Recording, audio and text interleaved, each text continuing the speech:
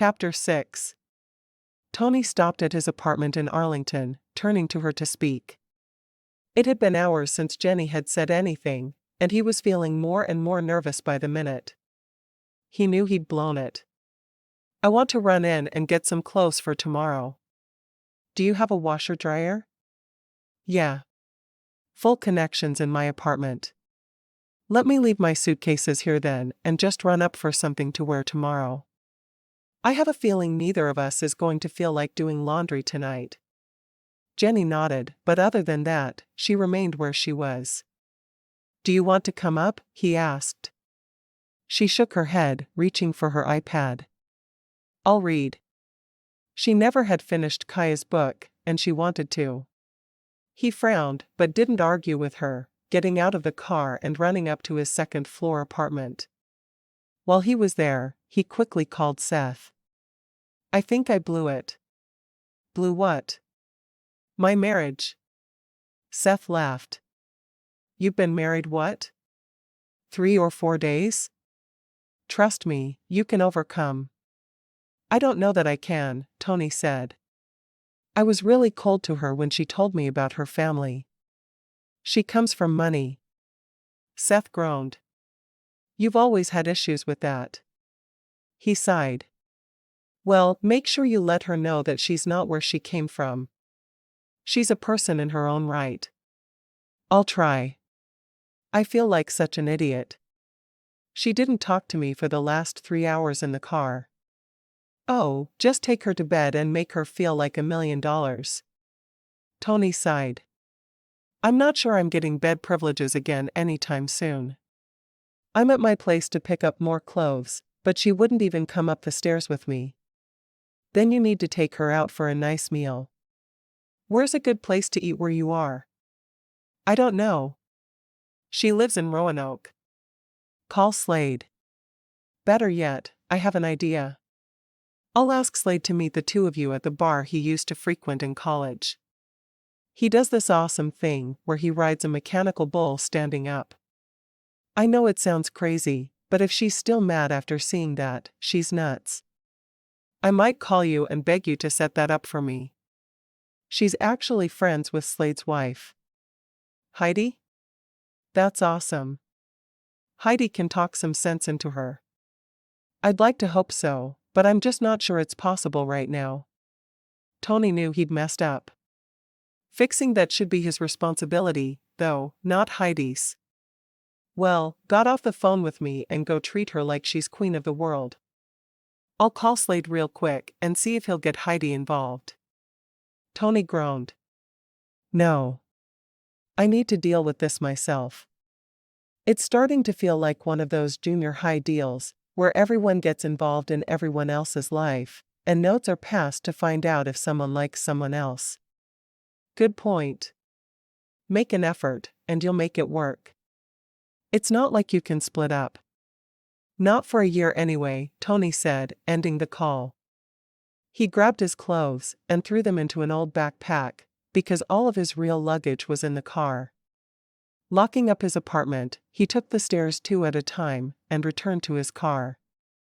She was sitting with her iPad on her lap, reading a book, and he figured it was one of her friend, Kaya's. She'd been trying to get through a novel the whole time on the ship. Tony slid back into the driver's seat and started the car before turning to her. "I'm an idiot. I shouldn't have reacted like I did. No matter how much it shocked me, I had no right to treat you that way. Please forgive me. I'll wash all dishes for a whole month if you'll give me another chance." Jenni looked at him, her head tilted to one side as if considering. "Make it 6 weeks, and you have a deal." 6 weeks it is." She smiled slightly, obviously still hurt, and he understood that. He slid his hand under her hair at the back of her neck and pulled her close, kissing her softly. "Thank you for the chance to make it up to you." Jenni sighed. "I can't stay mad forever, even though I kind of want to. We need to be open to learning new things about each other." He nodded. "Yeah, we do. If you found out I'd been homeless as a child, would you have reacted the same way?" Jenni asked, wondering where his lines were. Probably not. I'd have felt bad for you. It's reverse discrimination, and I know it. Well, then let's get past it. We will. He pulled out of the parking lot of his North Arlington apartment building. Do you want to meet my mom? Now, she asked, flipping her visor down and checking her appearance. She needed to look her best to meet his mother. Tony grinned over at her. My mom's not like that. She's incredible. Every mom is like that. Mothers-in-law are supposed to be the worst monster known to mankind. How many siblings do you have? She asked, quickly fishing lipstick out of her purse and applying it. I'm an only. What about you? Did I ask you that? I'm an only too. Mom and Dad were older when they had me. I was an IVF baby. Groundbreaking and all that. I don't know that I've ever known an IVF baby. She shrugged. I'm sure it's not something most people talk about. Most kids probably don't even know if they were. My mom had no problem complaining about how hard it was to have me and how grateful I should be she went through all the pain and difficulty. Oh, one of those. Yeah. What about your dad? He shrugged. He took off when I was a toddler. Said having a kid wasn't for him. That stinks. Do you ever see him? Yeah. I found him after I graduated from college, thinking we could rekindle our relationship. I always had in my head that Mom was wrong, and he really did want me. Tony sighed, not really wanting to talk about his father, but he needed to help her understand how different they were. And? Tony turned onto the street where he'd lived until he was out of high school. It was in the oldest part of town, and the houses all needed a good painting. He was remarried and had 2 kids. He told me he didn't want to upset the status quo, and he'd appreciate it if I went on my way. Really? Yeah. We had dinner first, and we talked. He told me he was glad I was doing so well, but he had nothing for me, and really didn't need me in his life. Tony shrugged as if it hadn't mattered. That's really sad. Jenni reached over and took his hand in hers as she looked at the house in front of them. It wasn't middle class. It was much further below middle class than she'd imagined. Let's go meet your mom. Tony got out and walked to the door, ringing the bell. When his mom came to the door, she looked excited. So this is the new bride, is she? Jenni was startled for a moment that she knew about the marriage, but then she realized he'd had no reason to hide it like she did. It's nice to meet you, Jenni said softly. Jenni, this is my mother, Beverly. Mom, this is Jenni. So good to meet you, Jenni. Beverly hugged her close. I'm so glad Tony finally found someone. I thought he'd be single forever. She opened the door wide to invite them both in. Can I fix you something to eat? Jenni shook her head. No, I'm not hungry. She'd been munching on snacks the whole way, so she had no need of anything. Tony told me about your daycare, and I think it sounds amazing. I wish you had one closer to where I work, because so many people need overnight care for their children. I'm surprised more people haven't started centers like that. I could have used it with Tony when he was small.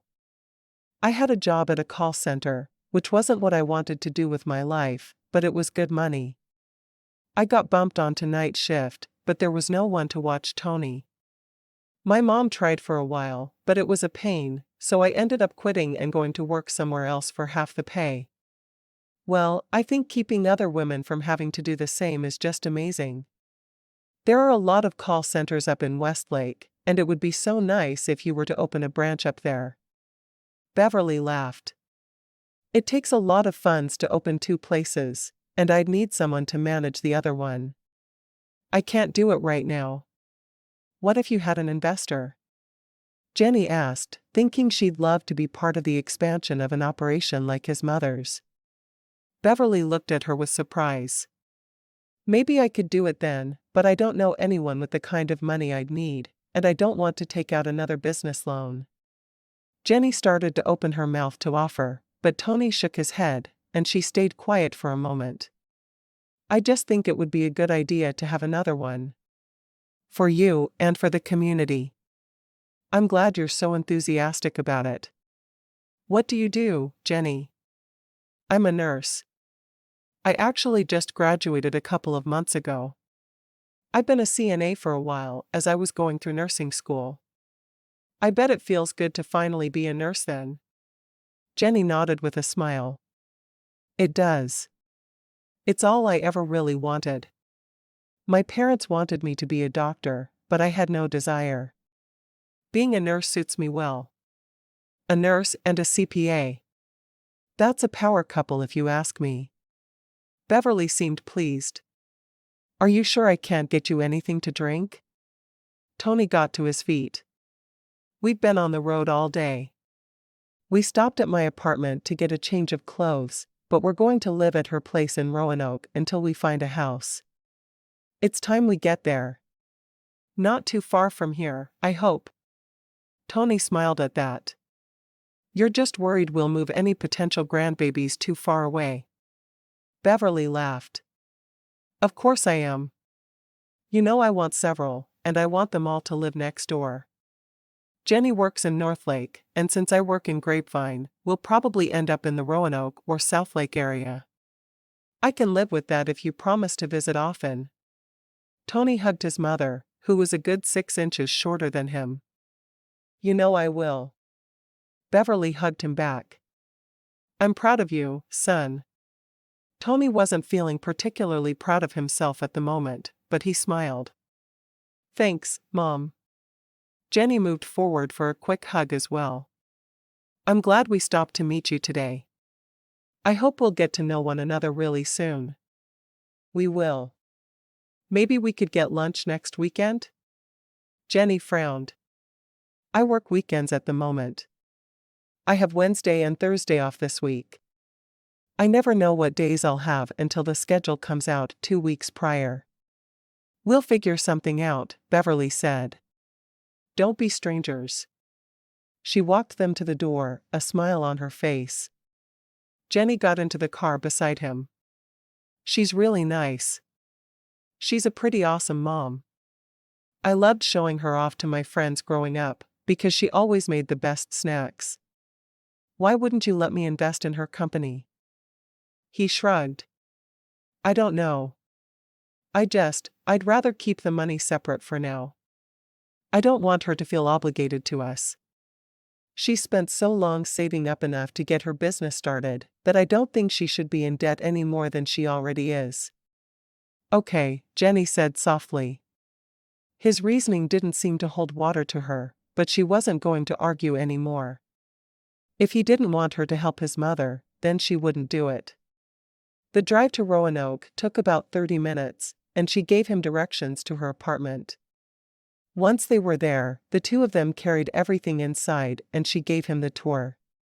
If he hadn't known about the money she had been born with before, he'd have known the first time he saw her apartment. It was obvious in so many little ways. When he saw a photograph of her with her parents on the wall, he stopped short. Wait, you're the daughter of James and Judy Thompson? He knew most people wouldn't recognize her father, but he followed the financial news of Dallas, and there had been a write-up on him only a couple of months before. She nodded, waiting for him to freak out. Her father had been a pioneer in a surgical procedure back in the 70s. I am. He stared at her for a moment before nodding. He couldn't let it be a big deal. She hadn't lied to him or hidden anything. Her personality wasn't wrapped up in who her parents were. Cool. Thoughts of meeting her family made him slightly queasy, but she seemed to want to put it off for as long as possible anyway. What do you want to do about food tonight? She asked. I'm not feeling up to cooking, and I'm assuming you aren't either. We could go out, or I could pick something up, he suggested. Do you have a preference? Let's go out. I don't want you to have to go get something without me. She rubbed the back of her neck, stiff after all the hours in the car. Would you mind resting for a bit first? I could use a quick nap. Maybe 30 minutes or so. I'm not super hungry yet, anyway. I wouldn't mind at all. Is this your way of inviting me into your bed?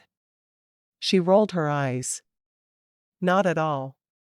This is my way of talking you into letting me sleep before we stuff our faces. She walked into her bedroom and pulled the covers back. I'm going to change into pajamas. I'll put on something clean after my nap. I always feel like I'm covered in filth after a long car ride. He nodded, stripping quickly while she got her pajamas to change into. She could keep worrying about wearing clothes around him if she wanted, but he was perfectly content to go naked around her. He slid between the covers, exhausted. They'd have to set an alarm to make sure they didn't sleep all night. Vacations were exhausting. Jenni was surprised to find Tony already asleep when she got back from the bathroom. She stood for a minute watching him sleep before climbing into the bed beside him. She hoped he was able to get past her history, because she couldn't do anything about it. Asterisk. Jenni was woken the following morning by her phone, which stopped ringing, and then started again 30 seconds later. That was her mother's signature. Call, and if you don't answer, call back again immediately.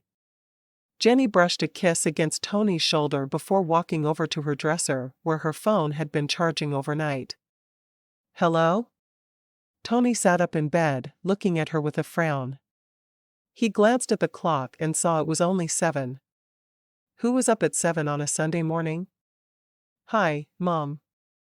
Yeah, I'm back from my cruise. Yes, I had a very good time. Did I marry any random strangers on my cruise and bring them back to live with me? What kind of question is that? She looked at Tony, her eyes wide. Actually, I did. His name is Tony. Jenni held the phone out and away from her ear for a moment, and Tony could hear the loud female voice from across the room.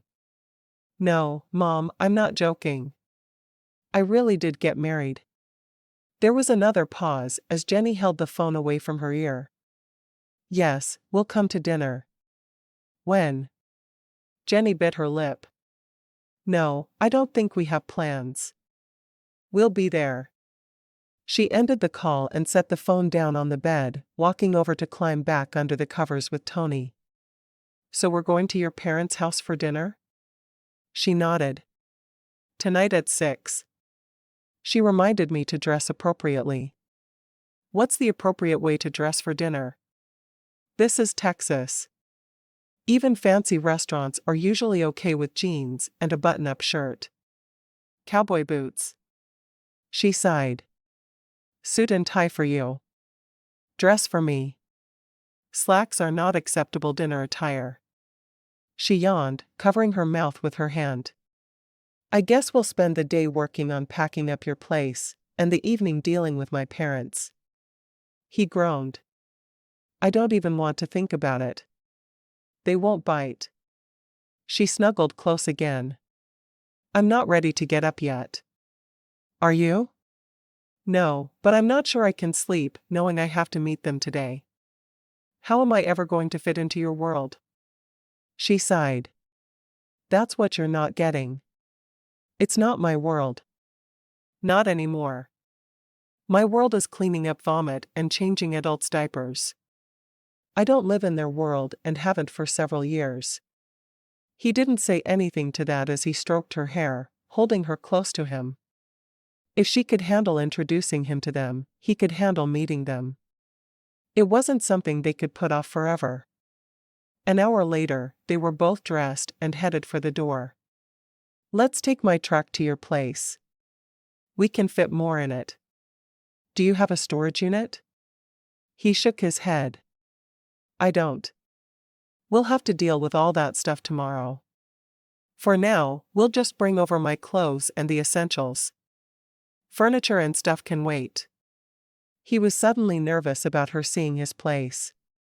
All the furniture had been purchased secondhand, and it would probably be best if he just sold it all. He didn't need it anyway. Everything she had looked new and was of good quality. How does your mother feel about you driving a truck? Jenni grinned. She thinks I should drive a Lexus, because it's more fitting to her social status. I love my F-150 though.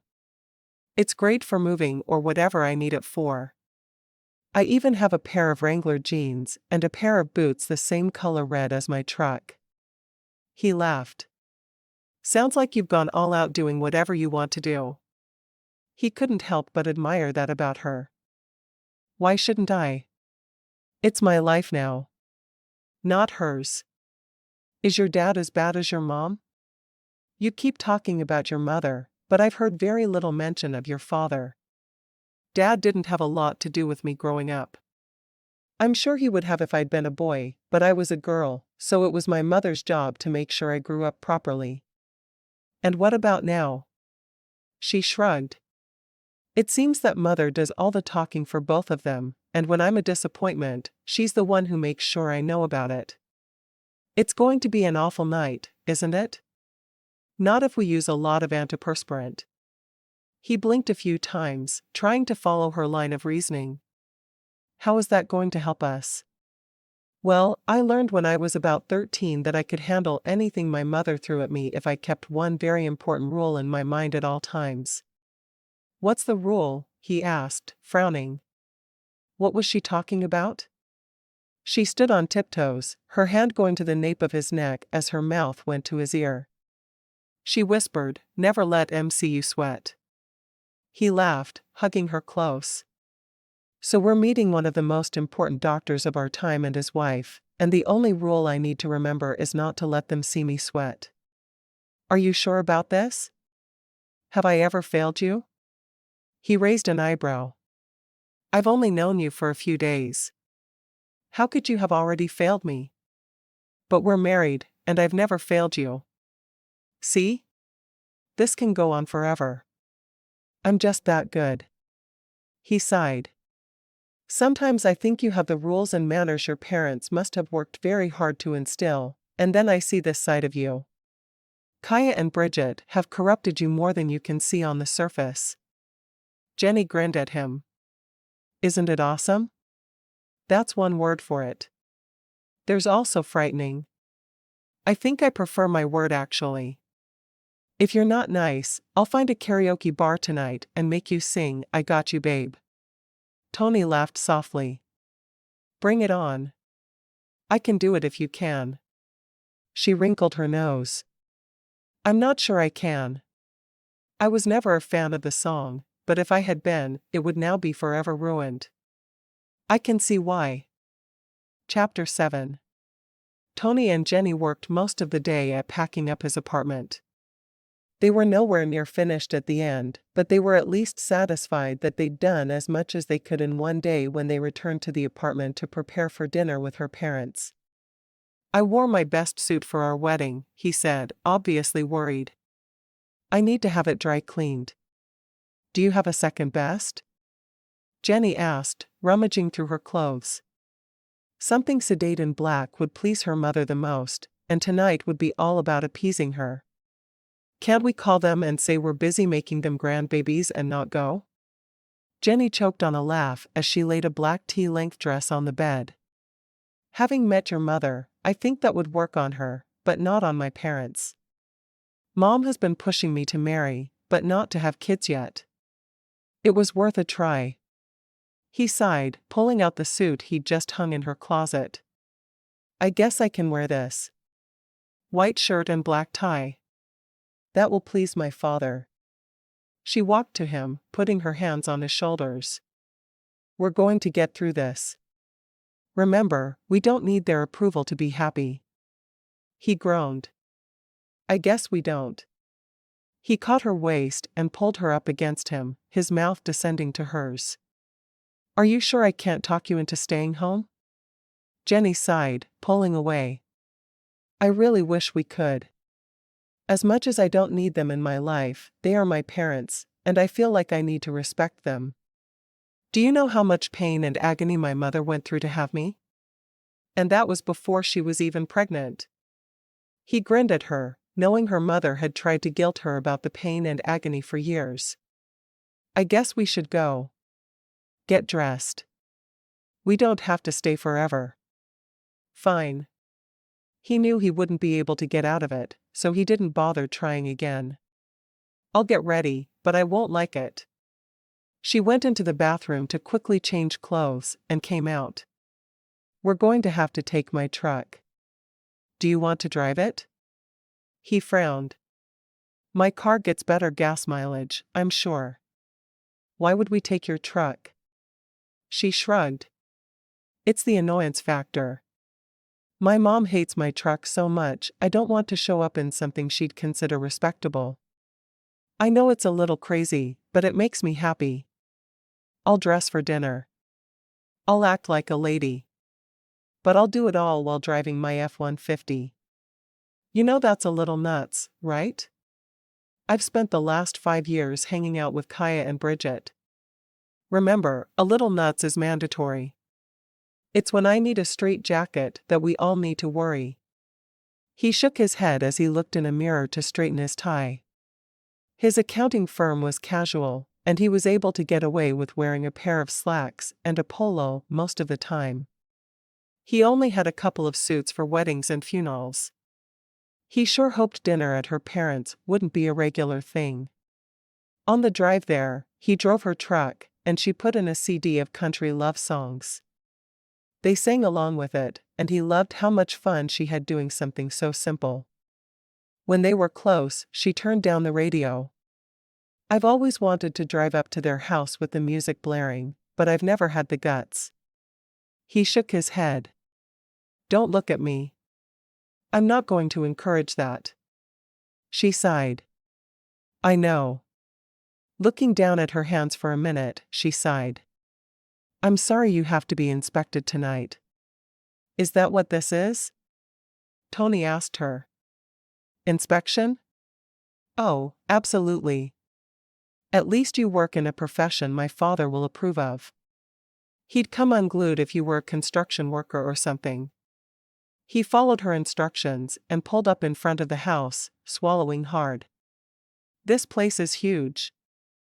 She leaned over and caught his tie, pulling him in for a kiss. You're already part of the family. It's not like they can force us to divorce. He shook his head at her, checking the visor mirror to make sure there was no lipstick on his face. Then he straightened his tie. Don't muss my appearance when I'm about to meet you parents. She laughed hysterically. Muss? You're worried I'll muss you? He reached over and rubbed a bit of lipstick off her cheek. You must you. Why wouldn't you muss me? Jenni giggled. We're going to be okay. I promise. They went to the door, and her mother opened it, looking Tony up and down, before presenting her cheek for Jenni to kiss. Hi, Mom. I've missed you. Is that why you got married without me? Now tell me how you met this young man. Tony's first impression of Jenni Thompson was that she was much shorter than her daughter. Jenni reached for Tony's hand and followed her mother inside, where they were led to a formal living area. Jenni sat on the couch and pulled Tony down beside her before answering. I first saw him in line for the cruise ship. He was a little surprised by Kaya and Bridget. Her mother sighed. I should have known those two were the friends you were going on the cruise with. I hope they behaved. They sang I Got You Babe to each other on the last night of the cruise in front of a roomful of people, Tony offered.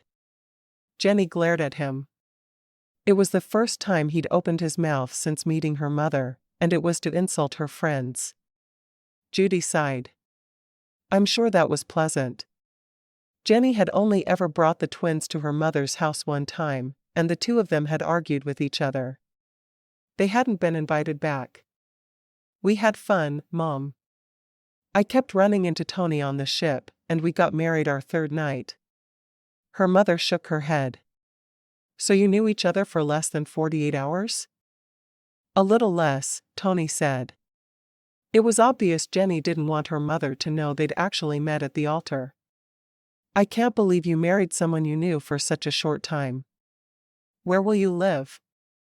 For now, we're going to share my apartment in Roanoke, but we'll look for a house together. Her father stepped into the room then, his gaze going from Tony to Jenni and back. Jenni stood up and embraced her father, kissing his cheek. "Hi, Dad." "Hello." His gaze was steady on Tony as he hugged her. "Introduce me." Jenni stood back and took a deep breath. "This is my husband, Tony Jarrett." "Tony, this is my father, James Thompson." Tony stood up and offered his hand. "It's nice to meet you, sir." "What do you do, Tony?" her father asked. Tony stood, not sure if he should sit down before her father or what was expected. He knew basic manners. He didn't know how to act around people like this. "I'm a CPA. I work for a firm in Grapevine." "What firm?" her father asked. After Tony named the firm, he added, "I've been there for 4 years. I'm working my way up to being a partner." "That's a good goal." "Thank you, Dr. Thompson." "You know who I am, then?" her father asked, one eyebrow raised. "You didn't marry my daughter to get your hands on my money, did you?" "No, sir. I'm not sure I'd have married her if I'd known you were her father, to be honest with you. I'm very much a man who believes in independence in all things." Jenni took Tony's hand and pulled him onto the couch, sitting beside him. "He's a good man, Dad." "No worries there." Her father sat down on a sofa across from them, obviously not convinced yet. "Where did you grow up, Tony?" "Arlington. I went to UTA for grad school, just like Jenni. We didn't want her to go to UTA." Her mother's voice was flat. Tony wasn't certain how to respond to that. "I see. We were hoping she'd go to a good college back east, but her choice was UTA, for whatever reason. She had the test scores and grades to go wherever she wanted." Her father frowned at Tony as if it was his fault she'd gone to a college they didn't want her to go to years before he'd met her. "She seems to be happy with where UTA took her in life." Tony hated that her parents were talking about her as if she wasn't there. No wonder she hadn't wanted them to be involved in the planning of her wedding. A young woman stepped into the room. "Dinner's ready." Jenni stood, ready to get the evening over with. "I'm starving," she said. 3 hours later, Tony was relieved to finally be able to leave the house. Jenni hugged both of her parents goodbye. "When will you be back?" her mother asked. Jenni shrugged. "I have to go back to work on Thursday. I'll probably be here close to Easter, like usual." "Are you working on Easter again this year?" "Probably. But we can come for dinner that night." "I'll count on that," her mother told her. "I'll send a wedding gift to your apartment. If you need help decorating when you move into the new house, let me know." Jenni smiled. "Thanks." They walked to the truck, and Tony opened her door for her to get in. He'd never done that before, but under her father's gaze, he didn't feel like he could do anything else. After he'd pulled out of the driveway, he released a breath filled with pent-up emotion. "Now I know why you didn't want them at the wedding.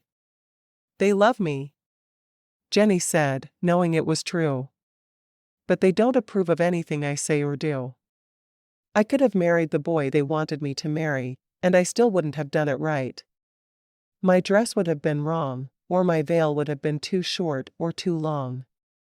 She groaned. "I forgot to take our wedding pictures. Mom would have been happier with me if I'd taken them." "I'm sure she would have." "Oh well. We'll be back, I'm sure."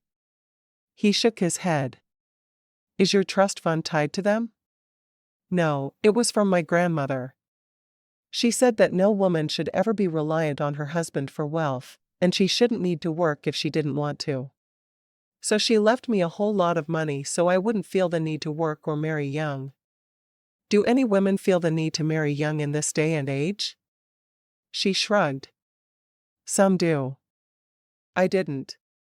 There are still a lot of girls who go to college to get their MRS degree." "Their MRS?" he asked. "You've never heard that? Their missus?" They go to college to find a man to marry? He laughed. Nope. Never heard that one. You've obviously never lived in a female dorm. Nope, I wanted to, though. She grinned at his teasing. I think tonight went really well, considering my parents are my parents. Just don't make me see them too often. He sighed. And it's going to be a pain if you work totally different days than me. He didn't know why it hadn't occurred to him she might not have weekends off. I know, but I don't have the seniority to do anything else. He frowned. My work is mostly solitary. I'll talk to the partners, and maybe they'll let me change my days off. I can work on the weekends as well as during the week. That would be great if you can swing it. As he drove back toward Roanoke, his thoughts were on the people he'd met that night. Their world was so different from his own, it was as if it was another planet. That was a weird experience, sitting in a house like that and letting people serve me food. It always feels weird to me now as well. I mean, it didn't when I was living there, but after a month of being in college and eating in a cafeteria, I realized just how strange my life had been. You didn't realize before that? He asked, one eyebrow raised. No, not really. I didn't have any super close friends in high school, and if I had, they would have been friends from the same social status. I had no way of meeting real people. I know that sounds strange, but I don't know what else to say. The people I knew were as fake as my parents. You think your parents are fake? In what way? She sighed heavily. No, fake isn't really the right word. Their whole world seems very pretentious to me. No one needs to shop for school clothes in Manhattan when there's a perfectly good Walmart around the corner. Walmart? Do you think your mother has ever set foot inside a Walmart? Jenni laughed. The idea of it is kind of scary, isn't it? No, I guess I don't think she's ever been in a Walmart, and that's the whole thing. Who doesn't go to Walmart? I mean, it's the most annoying store on the planet, and you stand in line forever, but everyone goes there. It's the best place to buy almost everything. So why has my mother never been to Walmart? I don't know. She's your mother, not mine. I only know what I've read about them, and what I saw tonight. I know my mom has been to Walmart a million times. It's her go-to place. Because your mother is normal, and my family is as far from normal as they get. They love me as much as they're able to, and I live with knowing that. What would make you feel better? He asked. She shrugged. We could stop for ice cream? Would that be okay? Heidi's answer would be Taco Bueno tacos, but we just ate. I could enjoy dessert, though. Just so you don't eat as many as you did that one night at dinner on the cruise. Wait. Did you see when they pushed all their desserts in front of me and snapped that picture? I saw you with a bunch of desserts in front of you. Are you trying to blame your friends for that too? She groaned. They were to blame. Those two need to be locked up somewhere, separate cells though. No one needs to deal with the two of them together. He laughed softly. I saw them push the desserts in front of you. When they snapped the picture, I almost laughed. I would have if I hadn't been so annoyed with how obnoxious they were. Jenni shrugged. Good friends are worth keeping, obnoxious or not. That they are. He pulled into a Brahms parking lot. When you say ice cream, I can only assume you mean Brahms. Well, of course. What else could I possibly mean? Well, you could mean Dairy Queen, and I'd take you there if that's what you wanted, but I'd be disappointed in you and your taste buds. He parked the truck and turned to her. I'd have had to figure that growing up on all that fancy food broke you, so you didn't know what was good. She made a face. Trust me. I know good food. 30 minutes later, they were on their way home again. Thanks for being willing to stop for ice cream. I'm not sure I would have been able to steady my nerves without it, Jenni told him. He laughed. You're going to be a bear when you're pregnant, aren't you? She went still. Pregnant? You want kids? She couldn't believe they'd never actually discussed children. Of course, they'd been a bit preoccupied in the short time they'd known each other. He blinked a few times. Yeah. You don't? He was sure he'd talked to Dr. Lachille about wanting kids. He'd always wanted several, having hated being an only child. Finding out he had siblings he couldn't contact had only made the feelings worse. No. I've never wanted kids. His heart fell. How could Dr. Lachille have matched him with a girl who didn't want children? Really? Jenni realized she'd teased him enough. Nope. 5 or 6 would make me happy. Of course, my mother would be absolutely scandalized. How could someone of my breeding not know how to prevent children? Will you still work? Jenni shrugged. Probably. I don't see myself wanting to give up my education by staying home. Do you have strong feelings either way? Not really. I guess I'd prefer you were home with the kids until they were in school, but if you'd prefer a nanny or something, I'm fine with that. She sighed, relieved. I just hope I can have kids. My mother had a hard time, if you'll remember. You don't seem to be a whole lot like your mother. Thank you, Tony. No one has ever said anything kinder to me than that. Chapter 8. The first couple of weeks of marriage were an adjustment for both of them. Jenni had to work her usual long hours, and with it being tax season, Tony was working 60-hour weeks anyway. They decided to start looking for a house after April 15th, because that's when his schedule would be freed up more. So one Wednesday afternoon in late April, they met with a real estate agent and began shopping for houses in Southlake. Tony immediately went into sticker shock. We can't afford any of these, he said to her while they followed the real estate agent in her car. What did you tell her our price range was? Jenni shrugged. I figured anything under $1 million would be fine. He choked. Anything under $1 million? Are you serious? Unless nurses make a whole lot more than I think they do, that's a ridiculous figure. I have a trust fund. You have $1 million trust fund? He took a deep breath, because that had sounded like an accusation, and he hadn't meant for it to. Do you really want to spend your whole trust fund on a house? She shrugged. It would be a fraction of my trust fund. And I think it would be smart to just pay for it, and then not worry about having a mortgage. You could take the money and invest it however you wanted. I don't know if I'm ever going to get used to having access to that kind of money, he said, shaking his head. I'm not criticizing you for having it, and I don't want you to think I am, but it's weird. At this point, it's still in a separate account. Do you want access to it? He thought about that for a moment. No, I don't think I do. I'd rather keep it like it is. You have access to that, and I have access to both of our incomes. That works. She reached over and squeezed his hand as they pulled into another driveway. Look at this one with fresh eyes, knowing the money is there. I really liked the huge bathroom at the last house. But it was so big.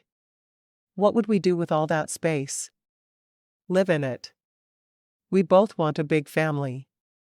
What would it hurt to have what we want? He couldn't look at money the way she did, but he didn't argue with her. As they followed the real estate agent through the house, she pointed out various features.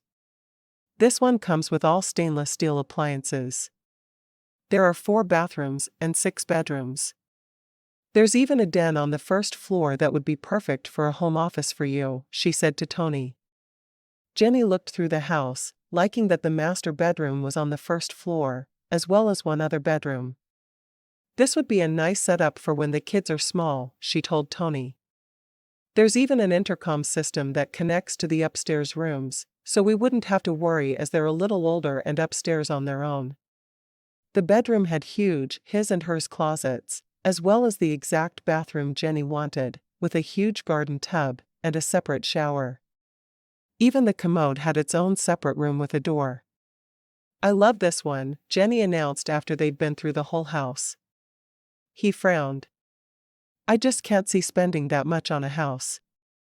She sighed. "Then we're going to have to leave the South Lake area. Do you want to go to Roanoke? I hate the idea of you spending that much money on a house, and me not even helping with it." That was at the core of his problem. He didn't want it to be her money paying for it. She shrugged. "Up to you. I think we should put an offer on it, but I'm not going to push too far." The agent was watching them carefully. "Do you want me to step out so you can discuss it?" Jenni shook her head. "No. If he doesn't want it, then we're not getting it." "Oh, it's not that at all. I love it. I just don't think we should put that kind of money on it." Jenni tilted her head to one side for a moment, thinking. What if we went to a lawyer and had him put it in writing that the house would be mine if we ever split? Could we do that legally in Texas? He didn't know enough about divorce laws to know if it was even possible. "No idea, but if it will make you feel better about it, we can try. I love this house, and I want it. It's the perfect location, and just what I had in mind." Tony frowned, rubbing the back of his neck. He wanted her to have what she wanted, knew she had the money, but something was holding him back. Pride maybe? He felt like he should be able to give her the things she wanted, but with her money, it was the other way around. "I guess." "Really?" Jenni practically squealed, bouncing up and down. He nodded, against his better judgment. He wanted her to be happy, and if this house would do it, then he'd buy it. He looked at the real estate agent. "We want to make an offer." The agent smiled, pulling out a piece of paper. Jenni insisted on going out to celebrate that night, and Tony agreed, though after what they'd just offered on the house, he didn't think they should ever spend another dime for the rest of their lives. While they ate, Jenni carefully brought up money. "I'm planning on paying for the house up front, but I think we should have a joint checking account that you manage. I do spend money a lot more frivolously than I should, given my profession." She wasn't sure she really meant what she was saying, but she knew they were words he needed to hear. He nodded. "I think a joint checking account would be smart. I'll deal with our paychecks and day-to-day expenses. It's what I'm good at." "What about my trust fund? Do you want access to that?" He frowned. "How does your fund work? Are you paid a monthly allowance, or what?" She nodded. "I'm allowed to pull out up to 10% for a home, but other than that, I get a monthly payment. More than enough to keep me happy for my entire life. I could quit work tomorrow and never know the difference in my income." He blinked. "So the trust fund is more than 10 million? He had a concept of that kind of money, thanks to his career, but he had never dreamed of being around someone who had access to that much wealth. She laughed. "More than 10 times that. I'd have to work at blowing that much money in my lifetime." She shrugged. "I know my wealth bothers you, but it's not something I can change unless I give it all to charity." Tony frowned. "I'm not sure how I'd feel about that either. You can't have it both ways. To me, the money means nothing and never has. It's just something that's always been there. I'd be the same person without it." He nodded, not sure if she was right or not, but he had no way of proving it either way. He knew he wouldn't be the man he was if he'd been born with wealth. He'd had to work for everything he'd ever had, and he'd watched his mother do the same. She'd told him it built character, and he'd believed her. Jenni had character too, though. He thought she did anyway. Jenni sighed. "I wish it wasn't such a big deal to you." "Me too." Asterisk. It was less than a week before the move when Jenni started throwing up. She had never had a lot of stomach issues, so she was immediately concerned, but she stayed home from work and packed the apartment when she felt like she could. On the third morning, when she was vomiting once again, she called into work, angry with herself. Heidi was pregnant, and she knew having to deal with the stress of having a nurse out wasn't helping her. "I'm sorry. I feel so miserable when I wake up, and I can't stop vomiting, but I always feel better by afternoon." There was silence for a moment, and then Heidi asked, "Are you pregnant?" Jenni hadn't even considered that possibility. She and Tony had been married for over 2 months, and they had decided not to use protection, since they both wanted children. She sat down on the edge of her bed and thought back to her last cycle. "I'm pregnant." Somehow, she'd been sure she would have had a harder time conceiving like her mother had. Heidi laughed softly. "Go take a test. If it's positive, come in when you feel better." "I'd say go see Slade, but that would be weird." "No, I'll find a different doctor if that's what it is." Jenni rubbed the back of her neck. With as weird as Tony was still being about money, she really didn't want to spring a pregnancy on him. "I'm going to go get a test." She'd have sent Tony, but he was working out like he did at that time every morning. She had yet to meet his racquetball buddy. 20 minutes later, she had the test stick in her hand. Positive. She wasn't sure she was ready to have a baby.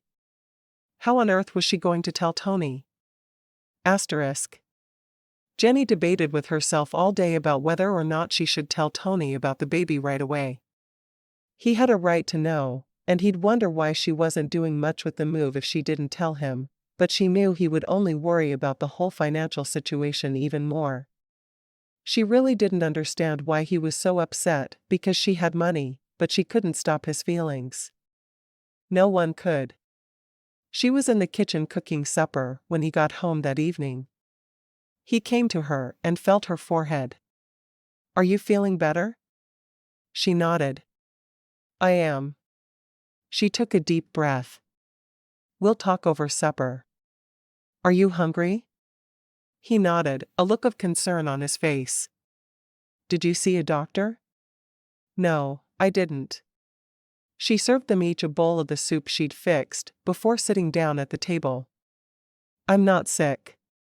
"Oh, good. I was starting to get really worried something was wrong." He frowned. "Did you stay home from work again?" "I worked this afternoon." Tony took a bite of the soup. "What's going on then? Why are you feeling so badly?" "I'm pregnant." Surely there was a better way to announce your pregnancy to your husband, but it was out. She waited a moment while he stared at her in disbelief. "Already? But we're moving in just a few days." "I know we are. That doesn't change the fact that I'm pregnant." "You're not upset, are you?" She twisted her hands together in her lap, more nervous than she'd thought she'd be.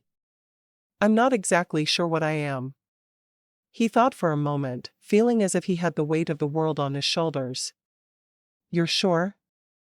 Jenni nodded, wishing he'd show more emotion. "Yeah. I have all the symptoms, and I took a test.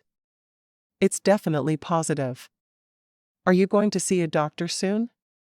"I made an appointment for 2 weeks from now." "Do you want to go with me?" "Do you need me to?" Tony asked. He'd never been around a pregnant woman. How was he supposed to know if he should go or not? "I don't need you to, but there'll likely be a sonogram, and I thought you might want to be there to see the baby." He swallowed hard, grabbing the water she'd put in front of him and swallowing it in one big gulp. "I don't even know what to say." Jenni frowned, staring at the soup in front of her. All of her joy about the pregnancy was gone in 1 minute. "We should probably call your mom after supper."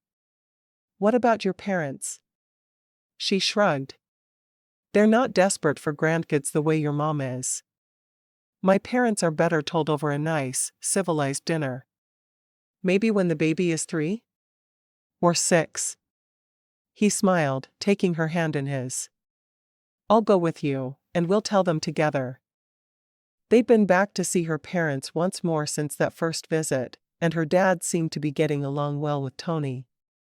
Her mother had expressed her concern about Tony when they'd spoken on the phone, but there was never anything real she was concerned about.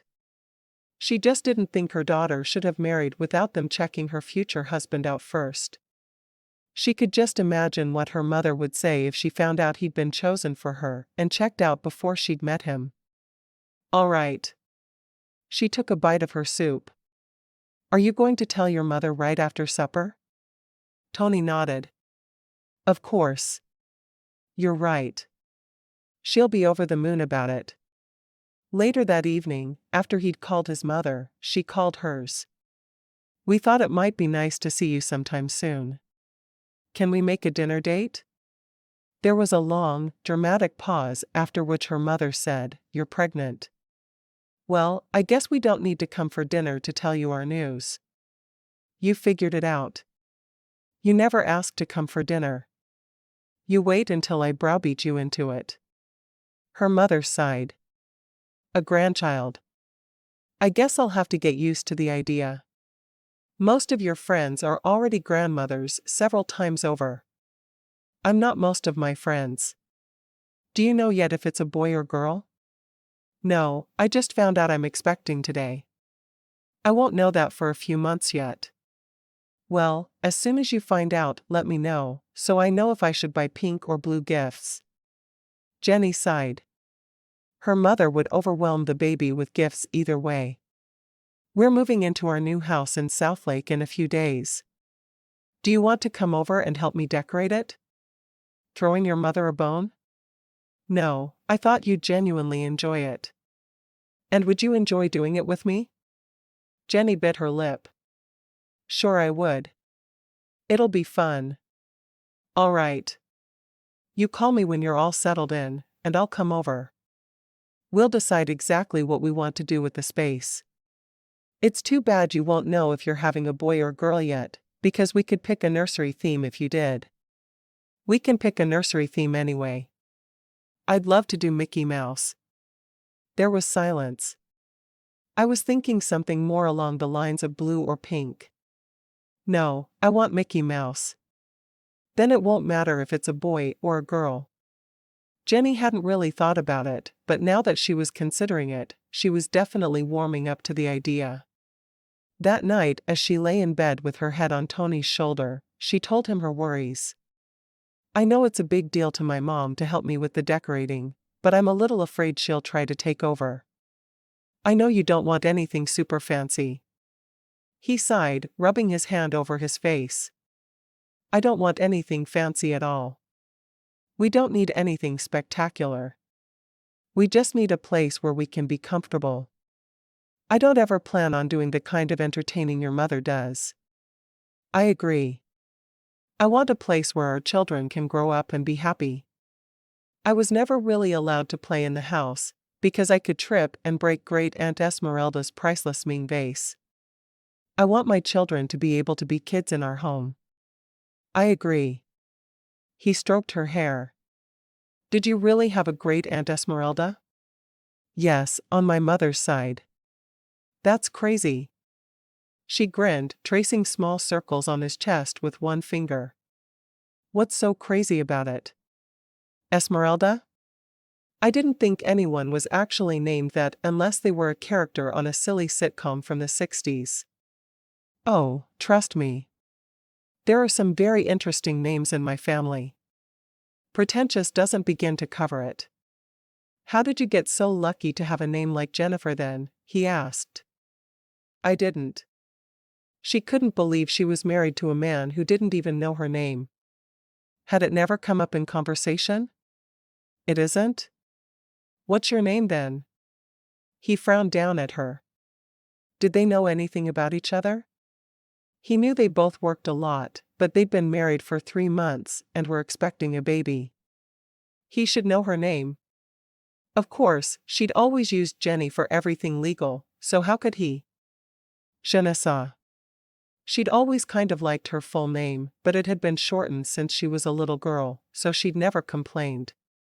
She'd thought about going by Je ne sais when she started college, but she couldn't remember to introduce herself that way, so she had remained Jenni.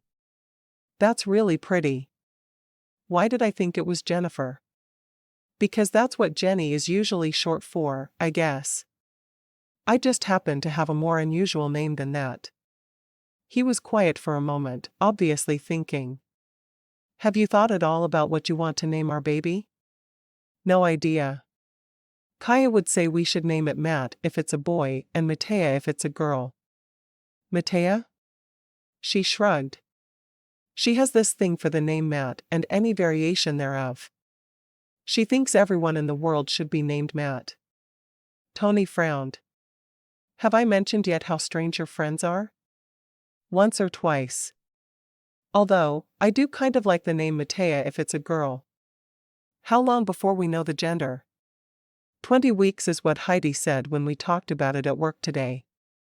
How excited is your mom? She hopes it's twins so you can have one, and she can take one home with her. Jenni sighed. Like I'd give up one of my babies. She kissed his shoulder softly. I knew this girl when I was a kid because our parents ran in the same circles, and she was afraid of twins. Like identical twins, creeped her out. It was a phobia of hers. That's really strange, he told her, frowning. You don't share that phobia, do you? She shook her head. No, but I can't think about twins without remembering how afraid Amber was of them. She sighed. You may know of Amber. Have you heard of Amber Knight? She's on the show Lazy Love. I've heard of the show, but not of her. Do you watch it? She nodded. Yeah, I have it set to DVR, and whenever you work late, I watch it. It's the only show I really care about. Wasn't there some kind of scandal about the show last month? Not really about the show, and I don't know if I'd call it a scandal. The two main stars got married. The scandal part was Valerie Dobson had only broken up with her boyfriend a few hours before they caught a flight to Vegas to marry. Did you know they filmed the show here in Texas? He shook his head. Never really thought about it. Well, if you're not a fan, you wouldn't.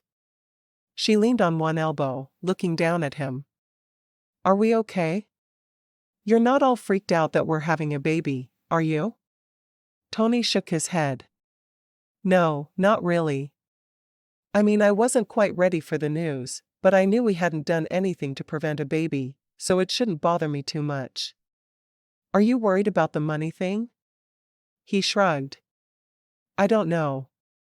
I'm still not sure how to feel about all that money. I'm sure you'll want to spend it to give our child the best life possible, but I'm not sure that's the best choice. I don't know. I'll think about it. You want our child to have to earn everything on their own the way you did, don't you? He nodded. In a way. But I also want to give him the world on a silver platter. I'm torn. As long as you're torn and not angry with me or super worried about it, I'm good. Why would I be angry with you? Tony asked, his voice filled with disbelief. I wasn't sure if you'd be angry that I was pregnant, Jenni told him. We just got married. We did just get married. We also didn't use protection, so that baby is as much my fault as it is yours. Fault. The word sent chills through Jenni. She refused to think of their baby as a fault. Chapter 9. Once they were moved, and her mother had helped decorate, Jenni and Tony settled into a normal routine. As it warmed up, and her morning sickness waned, she spent every spare moment in their pool, determined to keep in shape even though she was pregnant.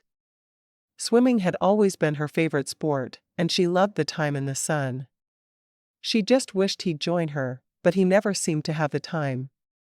Tony hadn't made love to her since the night she'd told him she was expecting, and she wasn't certain why, but whatever the reason, it was frightening her. She worried their marriage was ending before it had ever really begun. Now that she wasn't so sick, she was actually feeling very good, and she missed their time together. He was working more and more hours, obviously avoiding her. It was a late afternoon in mid-June when she was worried enough that she decided she just had to talk with him. He'd been attentive when they were together, and he'd gone with her to her appointments. The baby was growing, and they had yet to find out the sex. She just felt like they were becoming more and more distant as time went on, instead of growing closer. She fixed a special meal, hoping they'd be able to have a good talk while they ate. He got home 30 minutes later than she'd expected, but she didn't complain. She never did, feeling like she didn't know how she'd handle it if he got angry with her. They knew so little about each other, despite being married and having a child, that it was just strange. Already she loved the man he seemed to be, but how would she know more about him if she didn't make a real effort? He hadn't been able to change his days off to the days she was off, so they didn't even have weekends to share with one another. What he'd thought would be a simple change of days had not worked out at all. She'd thought long and hard about working, and she knew she didn't need to. Maybe it would be better if she did PRN work, and only went in when she was needed. She had no real answers, but she couldn't go on the way they were, and more importantly, she couldn't let things get worse. No matter how busy they were, she and Tony needed to find time to spend together. It was important, because she wasn't about to get a divorce, no matter how bad things got between them. When they were seated at the table, she took a deep breath and started the conversation. "I'm worried about our marriage," she began, knowing she needed to really get his attention. He seemed to be in his own world a lot. Tony stared at Jenni, surprised by her words. "You are? Why? Have I done something wrong?" She sighed. "Nothing wrong, exactly." She shook her head. "We just never see each other, and we haven't made love since we found out I was pregnant." He frowned at her. "It'll hurt the baby, won't it?" Of course he wouldn't touch her, because he needed to be careful of her and their little one. Of course not. Why would it? "I thought, you mean, I've been being noble for months, and we could have made love at any time." Jenni wanted to laugh, absolutely relieved. "That's really the whole reason? When I snuggled up next to you, what did you think I was doing?" She'd felt rejected by him night after night, and he'd been trying to be noble? She should have said something sooner. Being affectionate? He felt like a fool and a first-class jerk. "I hope I didn't make you feel like I didn't want to make love. I can't look at you without wanting to grab you and drag you into the bedroom." Really? She'd worried so much that he was turned off by how big she was getting. He nodded emphatically, taking her hand and bringing it to his lips. "I can drag you there now to prove it if it will make you feel better. I'm all about making you feel good." It sounded like a really good idea to him. He was hungry, but not hungry enough to care about food if there was a wife to be had. She laughed. "Maybe we should eat first." He looked down at his food as if just noticing it for the first time. "I guess I can do that. While we're on the subject." He frowned at her, not even sure what subject they were on except going to bed together. "Yeah? I was thinking about cutting back on my work. I could get on the PRN list and not keep working the long hours I am." She was always afraid to bring up any topics related to money with him, never knowing how he'd react. He wanted her to work to make money, but he didn't want to use the money they already had. He truly baffled her most of the time. "What's the PRN list?" he asked, not recognizing the term. "As needed. So I would agree to work Monday through Friday to cover for someone who was out sick, but that would be a day or two per week and not the kind of hours I have been working." She put her hand on her belly, which was already huge. "I'm getting a little too big to be on my feet all the time anyway." Tony studied her for a moment. "Is that what you want to do?" "I don't know. I just feel like we're never together, and I worry that without more time, our marriage is going to fall apart. We never see each other." She was so confused about what to do, she didn't have any answers. "I don't want you to have to give up your career so we can spend time together." "I don't either," Jenni responded. "I would be able to keep my finger in the pie this way, though. It's not like we need the money." He frowned. "I don't want to keep using your trust fund money. I feel like we should be using the money we earn to get by, not the money you have set aside. Why? She asked, more than a little frustrated with the topic. I have more money than I know what to do with. I work because I need to feel like I'm going somewhere, like my life is worth something. Not because I need to. He shrugged. I don't feel like we should use that money for living expenses. It just feels wrong. Why don't you call my dad and see what the money was meant for? He was a trust fund baby too, and Mom has never worked a day in her life. Not real work anyway. She's done the charity ball thing, but that's about it. But I should provide for us. Why? Seriously, I don't understand. If I was a famous singer, would you feel the need to avoid using any of my money I made? You're making me crazy with the money thing. We have it. I'm not going to burn it, so we should use it. How much is your allowance per month? He asked, trying to get a real handle on what she could do with her money. She sighed heavily. We can take out $30,000 a month and the money will still grow. We have no house payment, so we should never really need that much. She'd always gotten the impression he didn't want the exact figure, so she was doing her best not to say it, but they could take a lot more than that out from just the interest on the money she had. What do you mean it'll still grow? I mean you don't need to worry about money at all. Just trust me on this. Talk to Dad if you need to. The amount of money I have in that trust fund is more than I can begin to comprehend. You might be able to understand it given your line of work, but it's just sitting there collecting interest. Let's use some of that interest. I'll stay home with the baby. I'll do what needs to be done. You need to stop worrying about finances. Tony looked at her. I don't know if that's even possible. He'd worried about money for so long, it was a way of life. She took his hand in hers.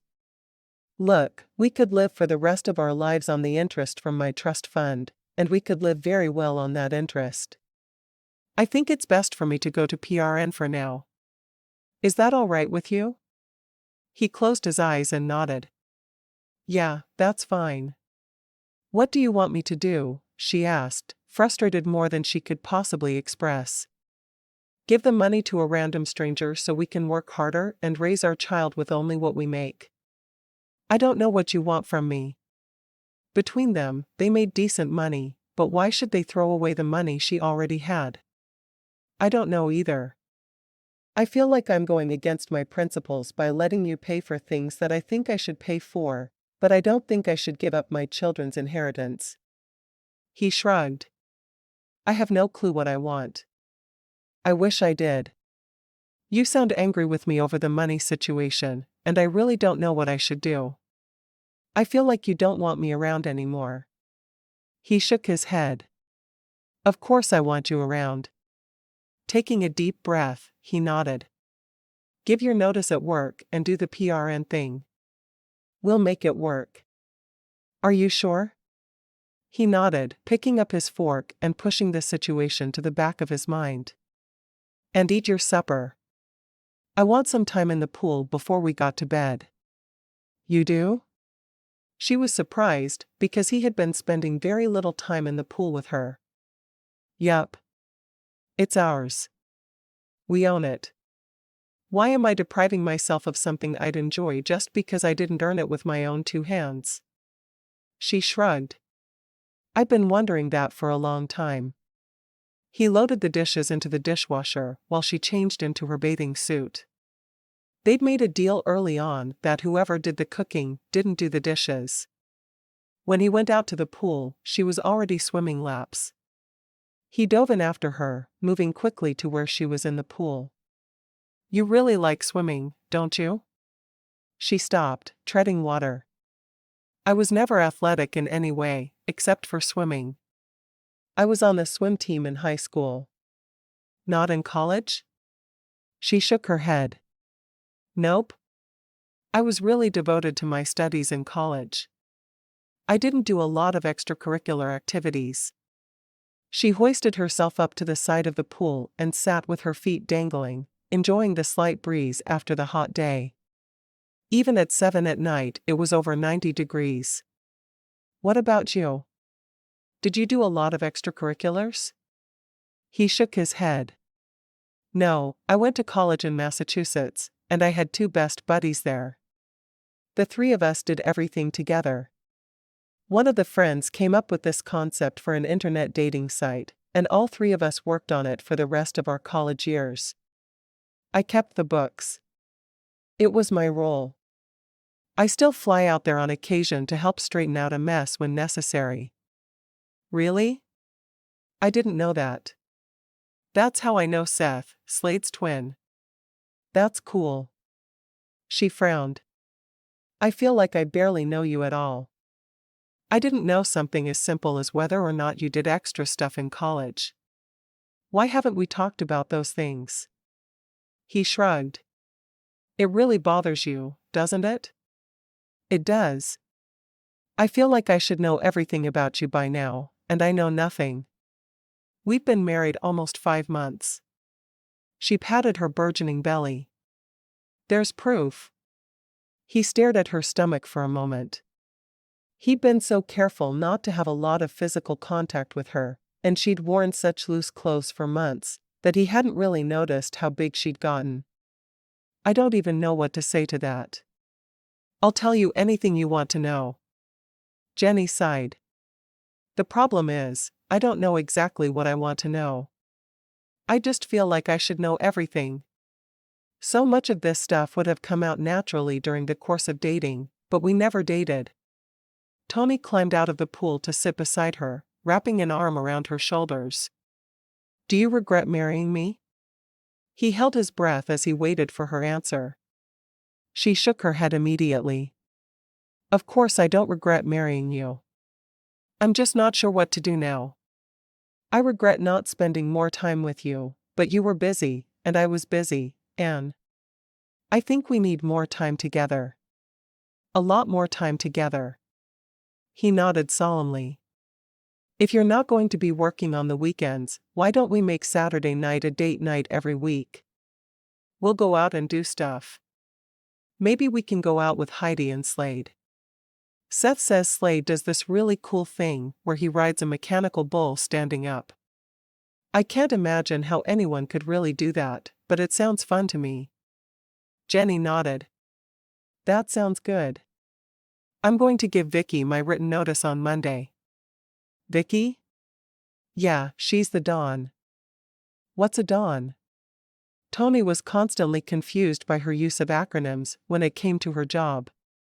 It seemed to him that there were dozens of terms that were only for nursing. Director of nursing. She's in charge of the entire staff for the nursing home. Will she be upset? Jenni shrugged. She won't be happy.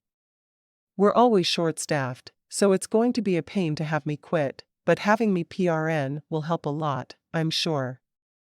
She knew Vicky was always needing someone good to take over shifts, and it was easier to hire someone full-time than it was to have someone who wanted to just work as needed. Okay.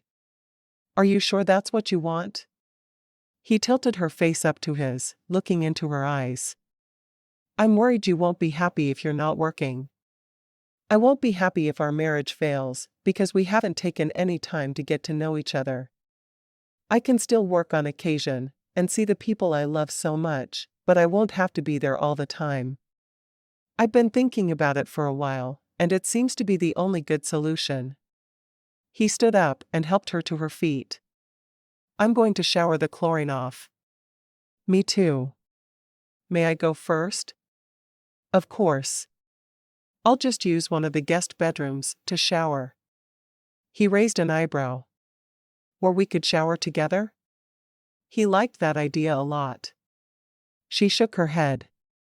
Maybe after the baby's born, we can play that game.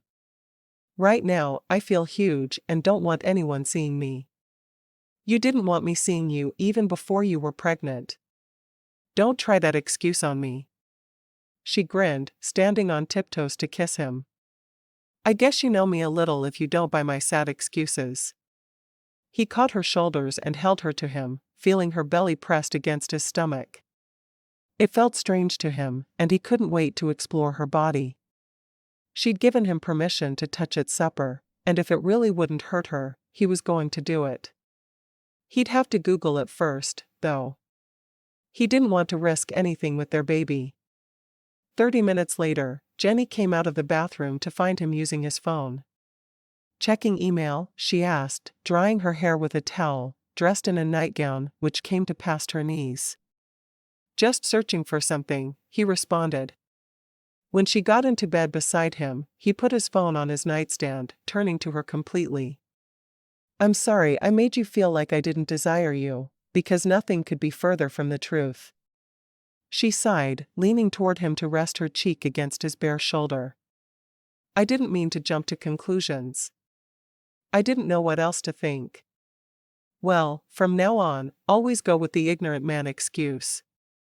I had no idea I could touch you or that you'd want me to. You were vomiting all the time and now you're not, but I don't know what you're feeling." She shrugged. "I'm feeling big. The baby is starting to move. I felt flutters today." "Flutters? What did that even mean?" She nodded. "It's hard to explain, but it's like there's this little butterfly wing inside you." She bit her lip, trying to come up with a better way to explain. "Do you know what a butterfly kiss is?" "You mean when someone puts their eyelash close to your cheek, and they blink so you can feel the eyelash, and it tickles?" "Yes. That's kind of how it feels. Like a butterfly kiss." "Can you feel it from the outside?" He pulled away a bit, looking down at her stomach, expecting it to do something, he had no idea what. She shook her head. "Not yet, but I should be able to within a month or two." Tony frowned. "I still have a hard time believing there's a little human in there." Jenni shrugged. "You need to start believing it, because it's not going to be much longer, and that little human will be out here, and we're going to have to figure out what to do with it." He pulled her close again. "Well, until it comes out to see us, we can make love? When do we have to stop?" She shrugged. "Some doctors advocate sex until you go into labor. Some say you have to stop a little before delivery. Which do you believe?" "If it hurts, we should stop. Otherwise, I'm enjoying my husband." "I like the sound of that." He leaned down and caught her lips with his hand stroking over her body. One immediately went to her belly, and then pulled back, unsure if it would hurt her. "I'm afraid to touch your stomach." She laughed. "It's just like a hard ball. I promise, you're not going to hurt me even a little bit." She took his hand and placed it right back on her stomach. "You need to get used to how it feels. When it's time for childbirth classes, you're going to be expected to touch it. Often." He raised an eyebrow. "Are we doing childbirth classes?" "You'd better believe we are. And you're going to be my birth coach. You'll like it." He looked down into her eyes with a frown. "Are you sure about that?" She grinned, pulling his head down for another kiss, glad he was touching her. She'd been worried their marriage was too broken to ever be this close again, so it was a relief to her. A long while later, she rested with her head on his shoulder, her face flushed red from the exertion. "I think I like it better now that I'm pregnant. I wasn't really expecting that." He kissed her forehead. "I got that impression. I'm sorry I wasted so much time when we could have been enjoying each other. It didn't bother you that I've gotten so huge?" That was the base of her worry. That he wouldn't be attracted to her because she'd lost her figure. "Never. That's my baby in there. How could that bother me?" She shrugged. "I don't know. Men are strange, and let's face it, you're a little stranger than most." He thought about that for a moment before shrugging. "Maybe I am. I don't mean to be, though. I think most men would have been pleased to realize they'd married an heiress." "I guess I am strange then. Because I'd much rather I'd married a penniless woman who was willing to work hard." She bit her lip, a tear popping into her eye. Did that mean he'd have been happier if he hadn't married her?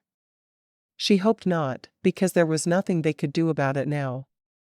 They had to finish out their year together because of the contract, and she didn't see either of them giving up custody of the baby she carried. They'd just have to muddle through. Tony sighed contentedly, holding her close. It had been an emotional evening for them, but a good one. They'd come closer together, and when it came right down to it, he was glad she was going to quit her job. He wanted her around. It wasn't that he wanted her to do a lot of stuff around the house, because that had never mattered to him. No, he liked to be with her. He liked the days when he knew she'd be home before him, waiting. She was exactly what he'd pictured in a wife, except several $1 million richer. He was going to be able to get past that. He was sure of it. Jenni turned her back to him, crying onto her pillow. He still wanted someone who had no money. Would he ever be content with the woman he'd married? Or would she never find a way to be good enough? Chapter 10. The last 2 weeks of working full-time at the nursing home went quickly for Jenni, and before she knew it, it was time to go in to find out the gender of the baby. She and Tony were doing a bit better, spending more time together, but she still felt as if he was deliberately distancing himself, especially after the comments about her wealth. He came home from work just after lunch on the Wednesday of her appointment. "Do you want me to drive?" he asked, as he came out of the bedroom in shorts and a t-shirt instead of his work clothes. "That would be nice, if you don't mind." She didn't want to admit it to him, but it was getting harder and harder to get in and out of her truck. He kissed her softly. "So do you think it's a girl or a boy?" She shrugged. "I don't know really. Does it matter to you?" They'd talked so little about the baby and how they'd raise him or her, it was scary. They would need to start discussing the important things, and not just talk about money. She'd always thought the lack of money was what put stress on a relationship, but apparently with them, it was too much money. Getting into the passenger seat of his car, she wiggled a little trying to get comfortable. "Are you okay?" he asked, not having noticed her acting uncomfortable at all before. "Yeah, I'm fine. Baby's just sitting off to one side funny, and I'm not super comfortable." "No big deal. Did you talk to the doctor about it? Is there anything they can do?" His voice sounded slightly panicked. She laughed softly. "I appreciate the concern, but I'm fine. It's really no big deal. I'm not in danger, and neither is the baby." They'd chosen a doctor there in Southlake, so the drive was only a few minutes. "Have you thought at all about names?" he asked. "I have no idea. I want something unusual enough that there won't be 15 kids with the same name in one class, but normal enough people won't wrinkle their noses." "Does that make sense?" "It makes a lot of sense to me. I have no ideas for names, whatsoever." She sighed. "We'll go through a baby name website when we get home and we know what the gender is. We'll make it easier." "Works for me." He pulled into the parking lot at the doctor's office. "Let's go find out what we're having." He found he was excited to know what the sex was. He didn't care either way, but knowing would make the baby seem that much more real to him. An hour later, he left the doctor's office, more than a little shell-shocked. He didn't know why, but he had assumed it was a boy. How was he supposed to know what to do with a little girl? Jenni grinned over at him. "You thought it was a boy, didn't you?" He nodded. "I was positive it was a boy. The idea of a girl never even occurred to me. I mean, I knew it was a possibility, of course, but every time I pictured our child, I pictured a boy." "Well, at least now we can tell my mom to go nuts with Pink." "Your mom will be thrilled." She couldn't wait to call his mom and tell her, knowing the other woman would immediately start making a little Minnie Mouse quilt. "My mom would have been thrilled with an alien baby, as long as she had a little one to love." He shook his head. "A girl." His eyes lit up for a moment. We need to go get her a little outfit. Jenni blinked at him with surprise. She'd decked out the nursery, but he'd not seemed terribly interested. She'd have to buy a few Minnie Mouse things to add to all the Mickeys to make it more feminine, but it would be fun. I'd like that. Do you want to go to Walmart? Or Babies R Us? What are you thinking? He shrugged. Where do you get good baby clothes? How was he supposed to know where they should go? He'd never had a baby before. Any of them will have cute clothes.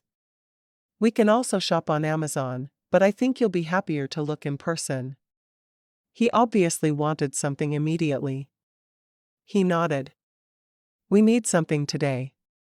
You do know we still have to wait another 4 months for the baby, right? So? She needs to know she's going to have clothes when she gets here. What about diapers? Do we need diapers? How many diapers would one baby go through? Did they need to have them all before she was born? How did anyone know what they were supposed to do? Jenni shook her head at his sudden enthusiasm.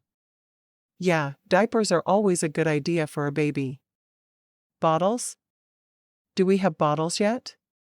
She choked back a laugh. Why don't we go to Target and register? Register? Register for what? Did you have to register that you were going to have a baby? And if you did, wouldn't that happen at the doctor's office and not at Target? When you have a baby, someone usually throws you a baby shower. Kaya is going to throw mine, and we've already talked about it a little. We'll register so people will know what we want as baby gifts. Like diapers? She grinned.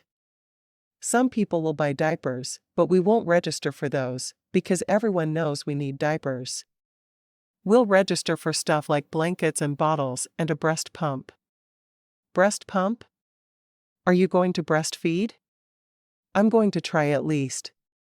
It's supposed to be better for the baby to have breast milk. He pulled into the Target parking lot. Is this the best place to buy a breast pump? I don't even know if they sell them here, but we can register for blankets, bottles, and all sorts of baby paraphernalia. Do we need a lot? Jenni shrugged. What we need and what we'll end up getting are probably two very different things. You're going to be amazed at everything that's out there for babies. She reached out to open the door, and he stopped her. Jenni, we're having a girl. She laughed. You know there was a 50% chance of it being a girl, right? Yeah, but I didn't know how it would make me feel. Feel? How does it make you feel to know it's a girl? She could tell he was excited, but there was something else there as well. This was the most emotion he'd shown since she'd gotten pregnant. I feel like I need to have everything she'll ever need. I'm thinking about a little girl in a little pink dress, sleeping in your arms. Or in a pink tutu at dance lessons. Going off to her first day of school. Kissing a boy. Wait, my little girl is never going to kiss a boy. I'll kill him. Jenni tilted her head to one side as she watched him. It'll be fine.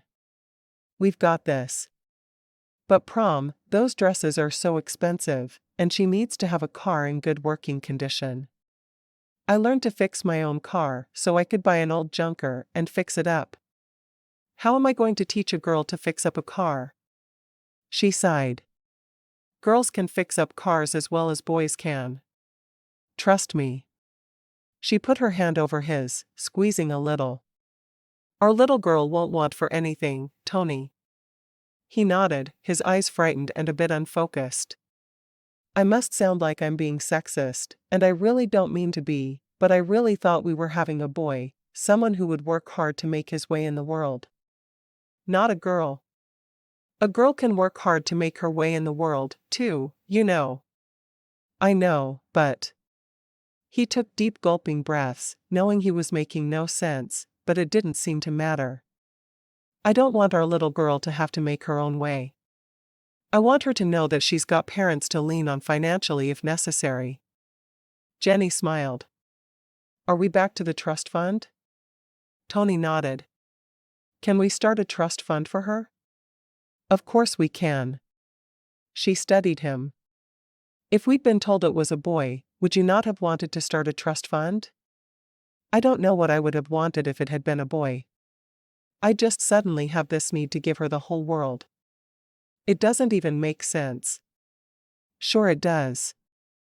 You know it's a girl, and you already love her. That's not a bad thing. He finally got out of the car and walked toward the store with her. Do you need a wheelchair? I can push you. Jenni frowned.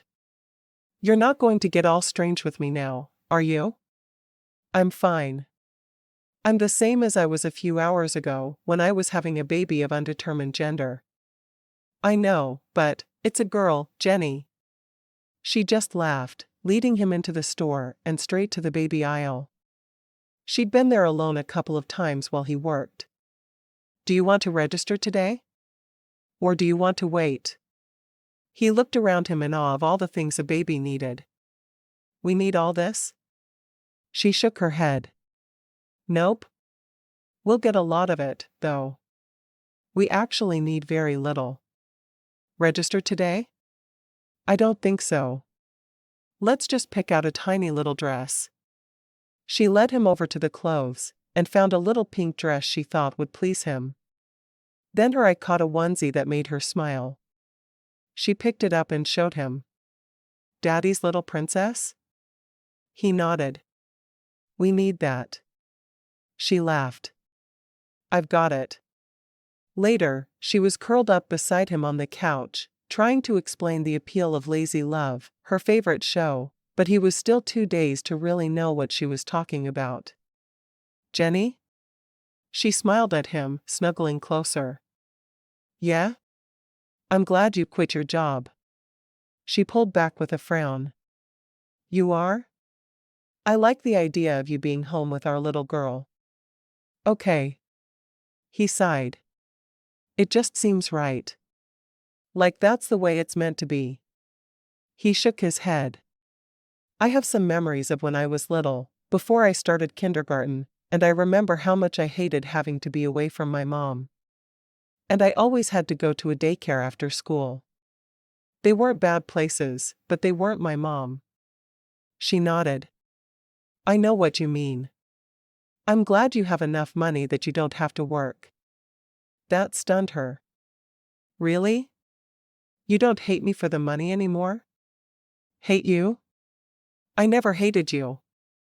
Well, you weren't happy about my wealth. You know you weren't. No, but that doesn't mean I hated it. I was just confused. I cared about you from the first day, but you were this trust fund baby, and I didn't know how to deal with that.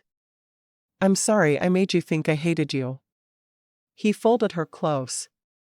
I never hated you. I just needed some time to come to grips with who you are. I'm the girl you saw in line for the cruise ship with her two obnoxious friends. I'm the same person you've known every day. I just come from money. That doesn't make me any more or any less than who you thought I was when we first met. I know that now. I guess when I found out about the money, I kept waiting for horns to sprout. I've never known anyone who was born with that kind of wealth who was normal. So you judged me and discriminated against me? How fair was that? It wasn't fair at all. I'm ashamed that I treated the woman I love that way, and I'm very sorry for it. Jenni stared at him for a moment, a small smile forming. Wait a minute. Did you just say you love me? He frowned at her. Of course, I love you. How could you not know that I love you? Maybe because you've never said it? How was I supposed to know? He shrugged. Why can't you read my mind? She pulled his head down for a kiss, and he quickly pulled away. I don't want to squash my princess. You're going to have to get over squashing the little princess, because I'm going to kiss you when I want to kiss you. Don't be silly about this. I'll do my best. He stroked her hair. I'm glad we're having a girl. I can tell. It makes me love you even more. When he didn't react to her declaration, she frowned. I just told you I love you. Don't you even care? Of course, I care. But I knew you loved me. How'd you know? She asked. You didn't kill me when I threw a fit about your money on our way back from the cruise, he said, logically. But I got really mad at you. I deserved a whole lot worse. Tony shook his head at her. I should have been kinder from the first moment we met. I'm very sorry I was a jerk about the whole money thing. You deserve to be treated better. Jenni sighed, resting her head against his shoulder.